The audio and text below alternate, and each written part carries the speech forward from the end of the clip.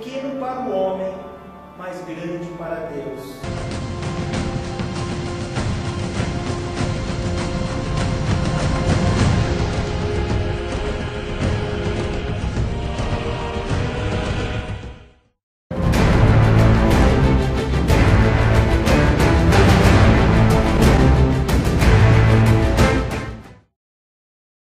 É sobre isso que eu quero abordar, sobre as pessoas que não têm muito valor para a sociedade.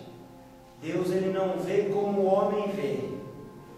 O homem olha para aquilo que está aparente à sua vista, porém Deus, ele olha para o coração. Infelizmente, na sociedade que vivemos, um homem só tem valor se ele tem uma conta corrente gorda, se ele tem um belo de um carro, ou se ele tem uma casa bonita. Porém, no livro de 2 Reis, capítulo 5, fala de uma menina que era uma escrava, ela era uma serva da esposa do general da guerra da Síria. A Bíblia fala que essa menina, ela tinha sido levada numa das guerras entre Síria e Israel, e ela foi levada para ser uma espécie de doméstica, uma espécie de serva da casa de Naamã. Só que essa menina, ela começou a perceber uma movimentação diferente na casa. Ela percebeu que o seu amo, ele estava com lepra, ele estava muito doente. E a lepra é uma doença que nos dias de hoje tem o nome de hanseníase. Ela começa a machucar, ela começa a lesar, ela começa a separar a parte do corpo, levando a óbito. E naquele tempo não tinha cura essa doença. E quando essa menina ficou sabendo de tudo que estava acontecendo, ela faz uma declaração para a sua senhora, e ela diz assim: "Ah, minha senhora, se o meu senhor Naamã estivesse diante do profeta que está em Samaria, ele o restauraria da sua lepra." Apenas uma palavra. Aquela menina insignificante, ela, como se fosse uma faísca, ela é o estopim de um grande avivamento espiritual naquela casa, desse grande homem que é Naamã. E quando a sua senhora ficou sabendo, ela foi contar para o seu marido: "Olha, aquela menina, ela falou que existe um homem representante de Deus lá em Samaria, o nome dele é Eliseu, que se você for até ele, ele vai curar você dessa lepra." Então veja bem, ela era pequena, mas ela tinha uma grande fé. E a fé, ela move montanhas. Quando Naamã ficou sabendo isso, que era o general da guerra, ele vai até o seu rei e fala: "Querido rei, eu estou sabendo que a resposta para minha cura está lá em Israel. E nós lutamos tantas vezes com Israel, e agora chegou a hora da gente ir lá e eu buscar minha cura." Então o rei mandou uma carta pedindo ao rei de Israel que curasse ele. Mandou prata, ouro, mandou 10 mudas de vestido para ele, e ele foi assim para Israel. E quando ele chegou em Israel, chegou aquela comitiva, aquela caravana, diante do rei de Israel. O rei colocou a mão na cabeça e disse assim: "Meu Deus, porventura sou eu Deus para curar esse homem?" Ele já estava pensando num problema diplomático, numa guerra diplomática, num incidente diplomático. E quando o profeta estava na sua casa orando, ele ficou sabendo por Deus, e ele manda o recado para o rei: "Mande Naamã vir até a minha casa." E quando o rei fica sabendo, ele indica aquela comitiva até a casa do profeta.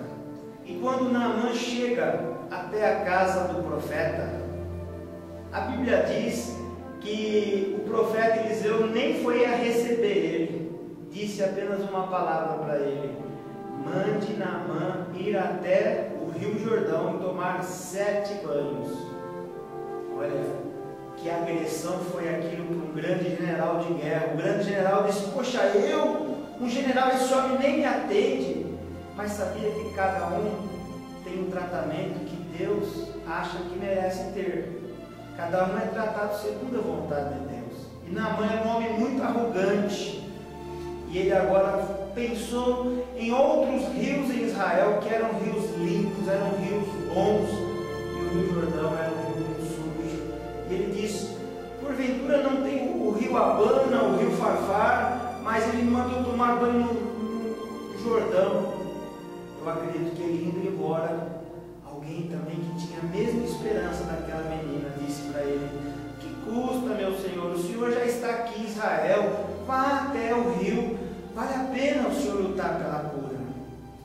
E ele agora vai até o rio, e ele tem que se despir, ele tira a sua roupa, e ele já está com aquela lepra, e ele tem que mostrar a sua vergonha, ele tem que mostrar a sua nudez e a sua ferida para todas as pessoas que estavam ali.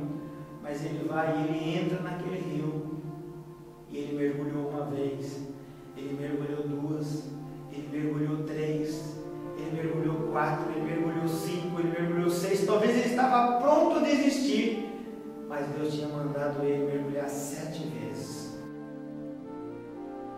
7 é o número do homem, 7 é o número da perfeição de Deus para o homem, e agora ele mergulha a 7ª vez. Nessa 7ª vez, a Bíblia diz que a sua pele ela está totalmente regenerada, está totalmente, ele está curado daquela enfermidade, e ele volta até o profeta Eliseu, e agora o profeta Eliseu, ele abre a sua casa, e ele conversa com ele, e ele queria deixar aquela prata, aquele ouro, aquelas mudas, aqueles vestidos para ele. O profeta disse: eu não quero nada, pode levar embora. Olha, eu fico muito impressionado com a santidade desse profeta, porque se fosse nos dias de hoje, talvez alguém iria falar assim: deixa o dinheiro aqui, deixa as mudas aqui de roupa, deixa a prata aqui, que Deus aceita a sua oferta. Mas Deus estava mandando um recado, que Ele é dono do ouro e da prata, Ele não precisava daquela riqueza. E a Bíblia diz que esse homem foi para a Síria, levando toda aquela riqueza que ele havia deixado.